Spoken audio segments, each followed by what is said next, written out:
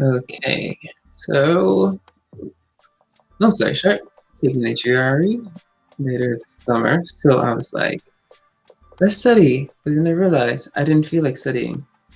And then I thought, oops, why don't I just strip it one time for motivation? Yay. All right, so if you're going to be taking the GRE, so if you see this and you're going to be taking the GRE, will this help you? I don't know. Will it help me? I don't know. But need to start studying. So here it is. So I'm going to be looking at Introduction to Verbal Reasoning. Let's see, so what is verbal reasoning? It's a verbal reasoning section of the GRE test, complex reasoning skills, and your ability to analyze the relationships between words and sentences.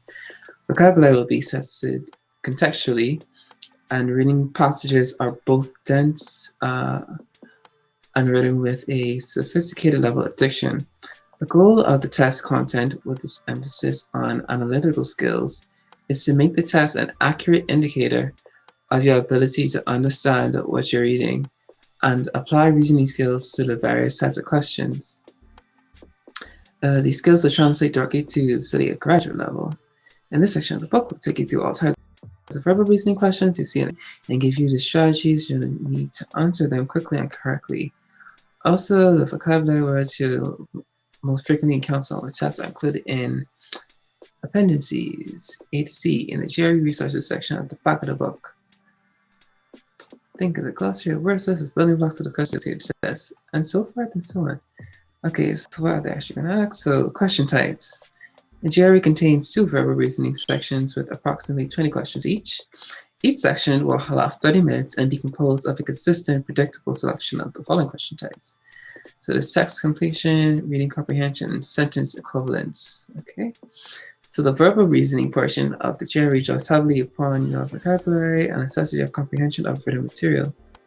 And what, I do not have the attention span for most things, so good luck to me. Specifically, it evaluates your ability to do the following: analyze sentences and paragraphs, derive a word's meaning based on its context, detect relationships, understand the logic of sentences and paragraphs, draw inferences, recognize major, minor, and irrelevant points, summarize ideas, and understand how to structure. Let's see. All right, cool. And also recognize the author's tone, purpose, and perspective. Cool.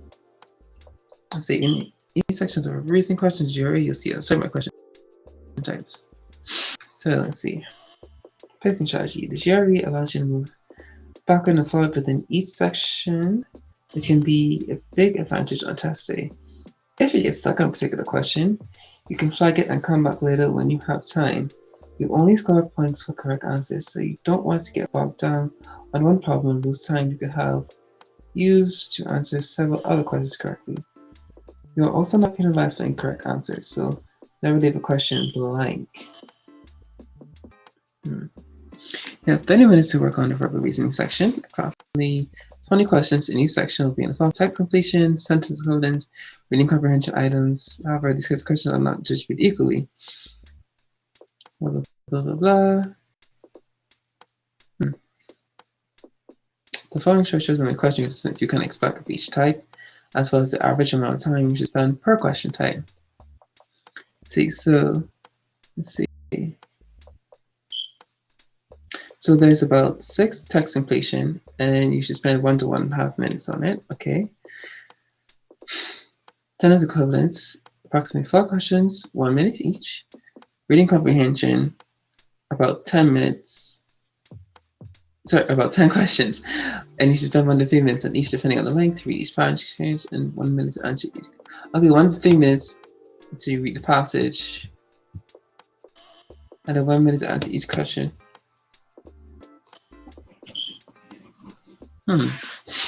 Use these timing estimates to work on practice questions and time to repetition. You will become comfortable keeping to the same amounts of time on test day. Additionally, you will be prepared to use the mark and review button to your advantage while taking the actual test.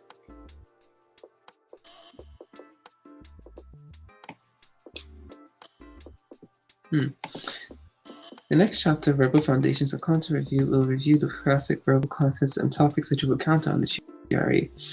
This section of the book also includes individual chapters on text completion, sentence equivalence, and reading comprehension questions. Each of those chapters includes an introduction, definition of relevant question types, followed by review, examples. Yep, because there's the same structure for each part. And this is a set of fact questions. So if anyone sees this, I'm using the Kaplan 2020 prep, I believe it is.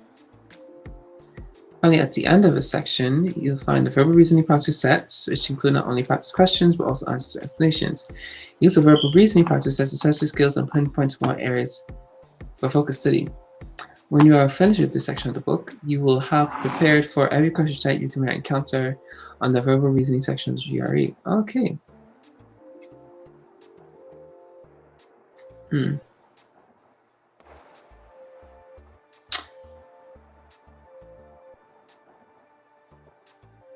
Okay, introduction to verbal foundation and content review.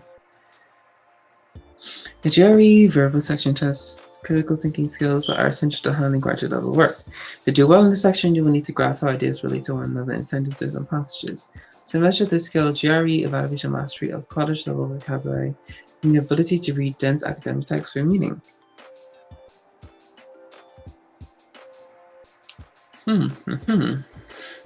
There are a lot of strategies you can use to improve your skills here. Let's see. The vocabulary, I think vocabulary is, for the most part, satisfactory. At least I hope. I hope my vocabulary is at least satisfactory. Okay, so let's see, to improve vocabulary, you can learn words in context, tell stories about words, use flashcards, keep a vocabulary journal, think of thesaurus, explain sentences of the people, other languages, online resources, improve reading comprehensions, attack the passage,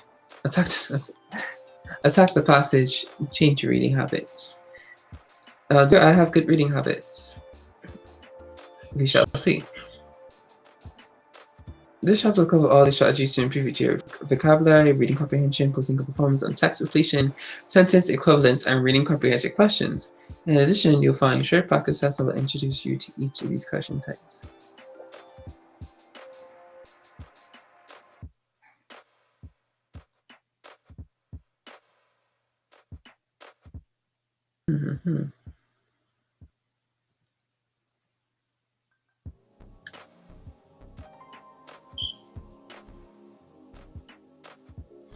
According to Global Language Monitor, there are over 1 million words in English language.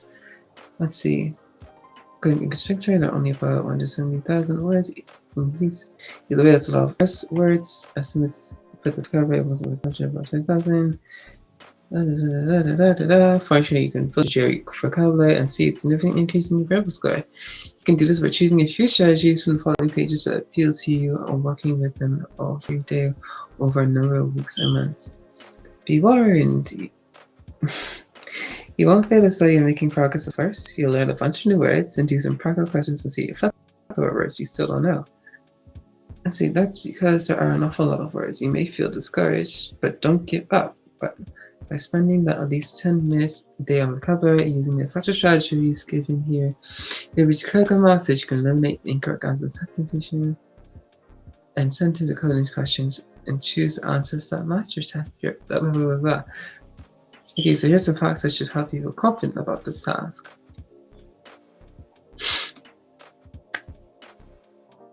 So the test makes certain types of words. On a test, you can expect to see the kind of vocabulary that commonly appears in the chat and in academic journals. Also, you can expect a pre-utterance of words with Latin in Greek roots and prefixes. Thus, it is virtually unthinkable that you would need to know what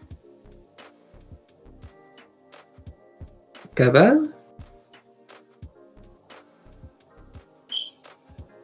however, in meaning not, and controvertible, relating to controversial. That attention span of mine, helping me at every turn.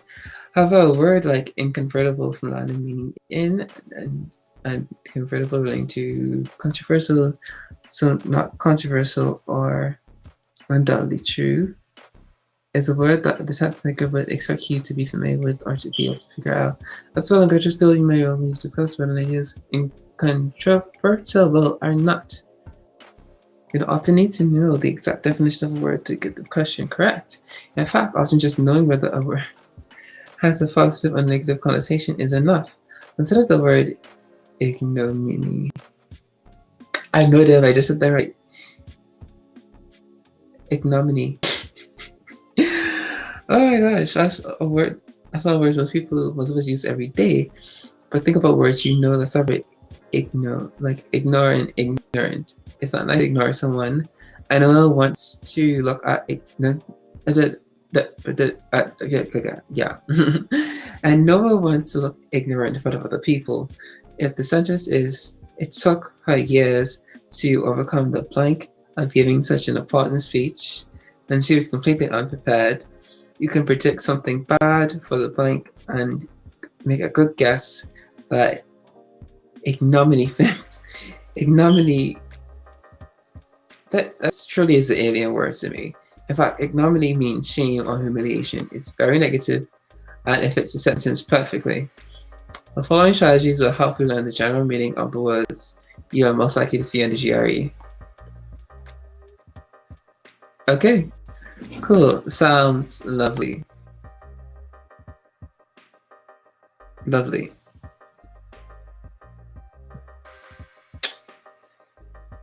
Okay, so learning words in context.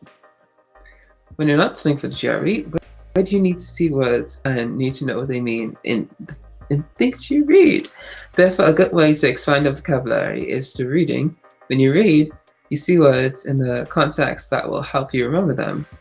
The neighborhood or campus library has hard copy books, magazines, and newspapers that you can read for free, and increasingly libraries can loan out ebooks as well. Check with a library near you to see what's available.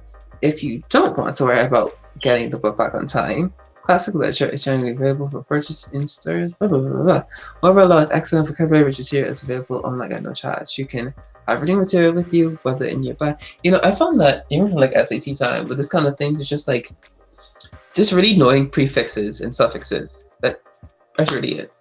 That's just like the core. Like that's ultra important. Just knowing the prefixes.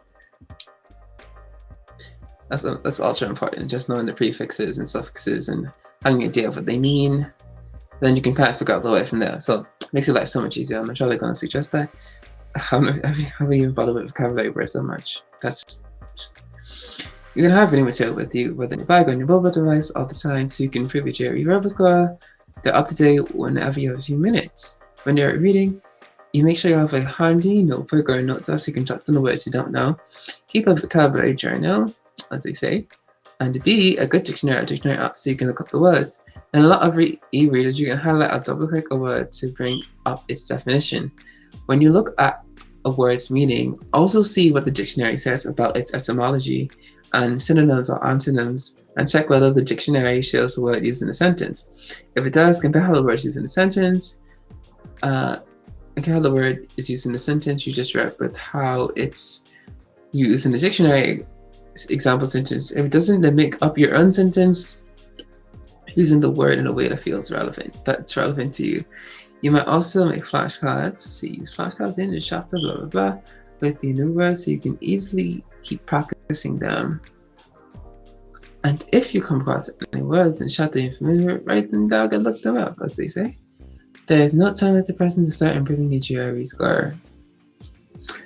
There are some ideas for reading where you will encounter myriad GRE chapters, so you versus think about what you like to read. If you try to force yourself to read material is very tedious, you're unlikely to keep up the regular routine. Okay. I think I'm gonna try. I really just need to get more familiar with the questions. It's just like do a bunch of them. But also understand like why something is right, why something is wrong, and so on, forth and so on.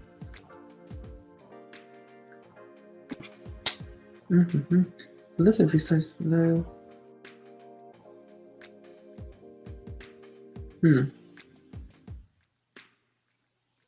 Like the Atlantic,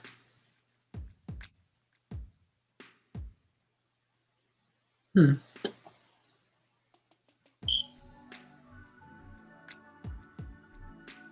So you can look at the Atlantic, the Economist, National Geographic, the New Yorker.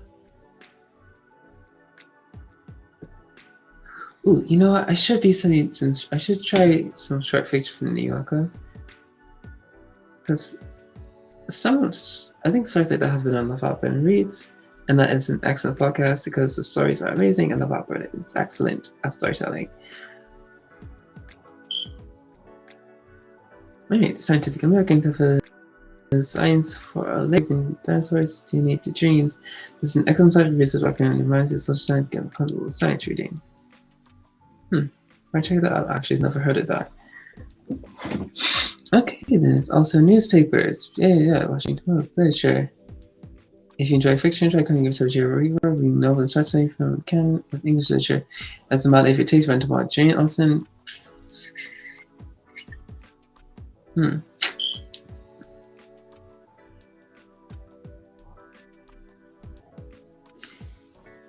Yeah, we'll see about that.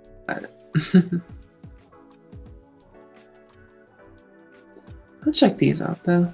The last book I tried to read was last fiction book I tried to read was Kindred, and and it's very well written, but there was just this looming feeling of dread, like knowing that and this is not a spoiler. This is literally the synopsis of the book. I could have synopsis wrong. If I can remember Kindred correctly, it's essentially the protagonist, the female protagonist, is just constantly transported back in time to, I believe, antebellum, the antebellum American South, and she has to keep protecting this little white boy throughout his life because he's like his ancestor, because I believe I think he raped her great grandmother, something great whatever. I don't know how many greats, but ancestor. Just like it's very hard. It's like I just feel anxiety like knowing that is coming, and also like I couldn't imagine having to deal with that. But anyway, we'll continue on. So non-fiction. Learn non-fiction Christmas Jerry for coloring well. Look for collections of classic essays and new target searching for anthologies like anthologies. I'm so sorry. The phrases like great essays or best essays in title and drop secret topic, best science writing or best political writing. Let's see.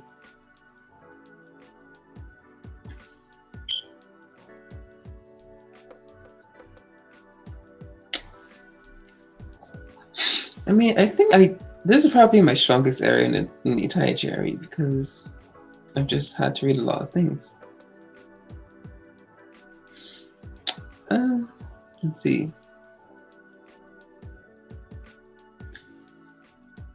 I believe that's actually just like I always want to breeze through this and get to the questions, to get to looking at some questions. I mean, I want to understand the approaches, but I also need to get to them questions, you know?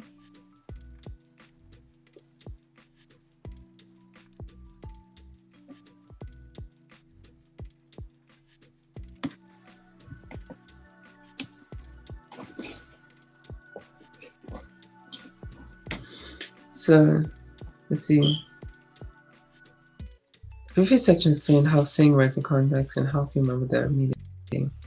Appendix C, common level GRE words in context usually provides context for you. In addition, when you study words using flashcards or stories,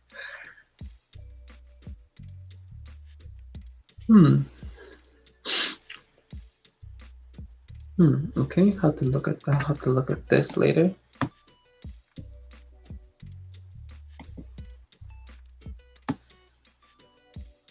Okay. take the word gregarious as an example. Do you know someone named Greg who is gregarious? I mean, sociable. You know, for me, I sounds going to be studying computer science. It's just like, why? It's like, obviously, I'm going to be using very modern language to describe a very modern topic. Anyway, but I digress.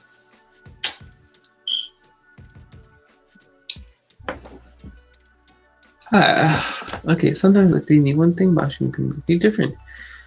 This way, versus actually, you can actually be an opportunity to learn the word. Here's how this works. Hit the word. Let me try to pronounce this. Noisome? You might recently use it as anything like noisy, but it doesn't. It actually means offensive in some way and is especially used to mean really bad smelling. Now, if you're giving a choice of roommates, you prefer the noisy one or the nice one?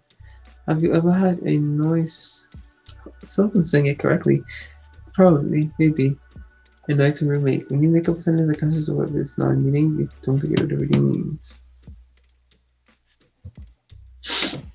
Okay, cool. Here's another example. Most people instinctively think the word poultry. Wait, poultry? Oh, is it like, is that kind of like character? Pulchritudinous. Yeah. English makes no sense a lot of times. But it is what it is.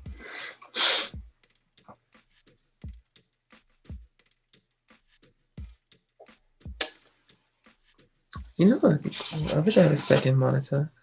Alas, I do not. So, hey. Okay.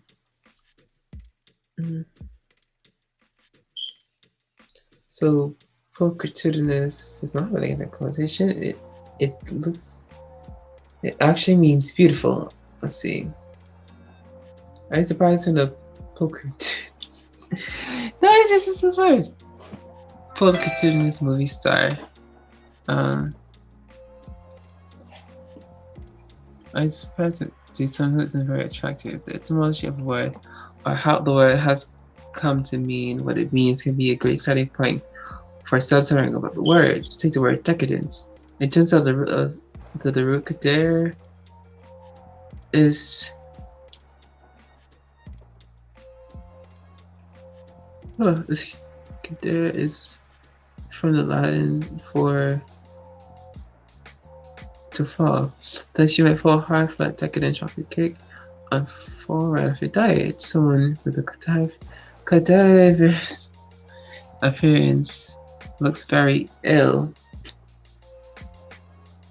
Cadaverous. Someone with a cadaverous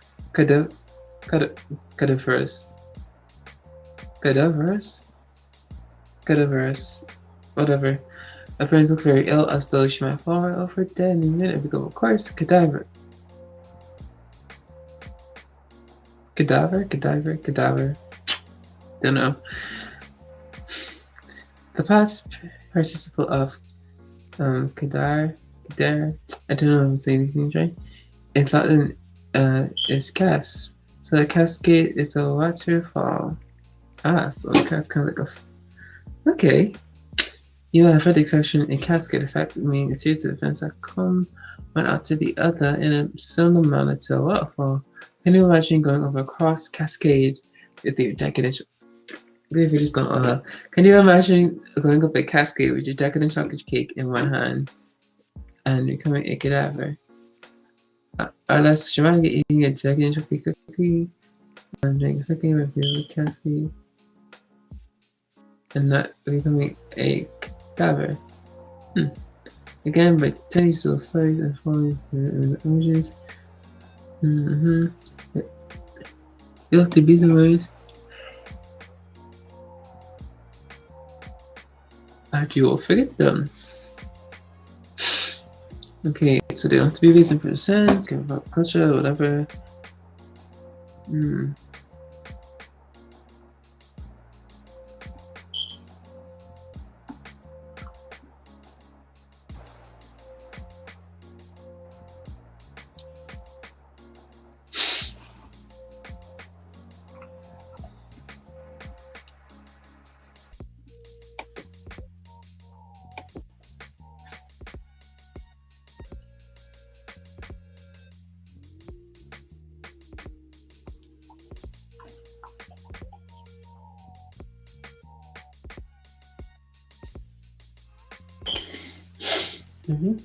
Something serious, I guess.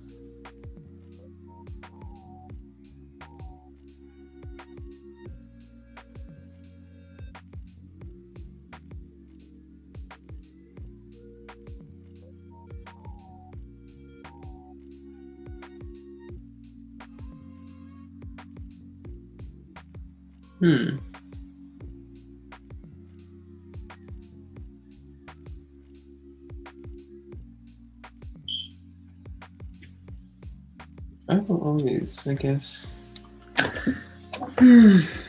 Taking a breather here. Ooh. Okay, let's pick it back up. Let's just think about flashcards. I'm not a big fan of flashcards, so I think I'll skip this section. I will keep it in mind. So if I have a journal, let's get that, fill up a notebook, so another one, blah, blah, blah. It goes to very good with some words.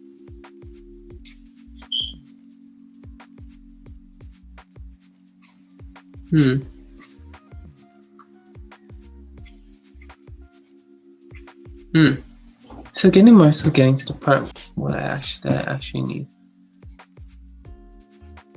Okay. So I got a good intro to, I guess, the structure of the section. So I'm gonna end that right here.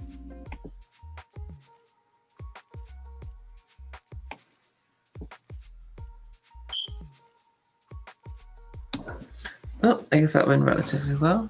So